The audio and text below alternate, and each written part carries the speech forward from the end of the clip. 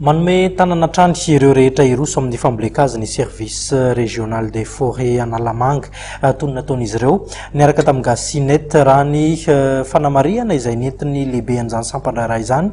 dia mbola vitsivitsy ihany aloha amin'izao fotoana izao ireo ratsamangahika ny fikambanana samihafa na ihany koa ny ministera io manatanteraka fambolekazo ho fanatsarana ny tontolo iainana toy izao ny fanazavana. Ny andraikitra zany rehefa misy fambolekazo ohatr'izao dia manorotoro ny olona lohany anaovan'ny fambolekazo hoe inona ny karazana zanakazo mety amin'ilay toerana amboleny sy ny teknika rehetrarehetra tokony arahany satra amin'ny fotoana tokony amboleny hazo. Na azona amboleny eto izao dia tsy hitantsika izao fa efa koga be ilay tany dia mba hanatsarana an'ilay tany zany dia atao amoazoma no anisan'ny amboleny eto izay mitondra bakteria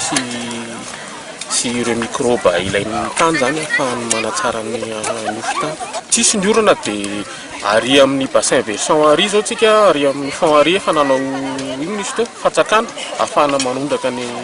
zareo dia efa tokony manomana budget kely momba an'izay zany andrana ny opérateur hoe andrana an'ilay zanakazo boribory. Efa betsaka be ny olona mirosana izay fambolekazo zay amin'izao. Somary mihaotraotra kely ny olona zany zao satria amin'ny olo zany zany ny orana fa izay ny précaution raisina hoe tsy maintsy manondraka aloha zany aloha zao mandrapatonga ny olona.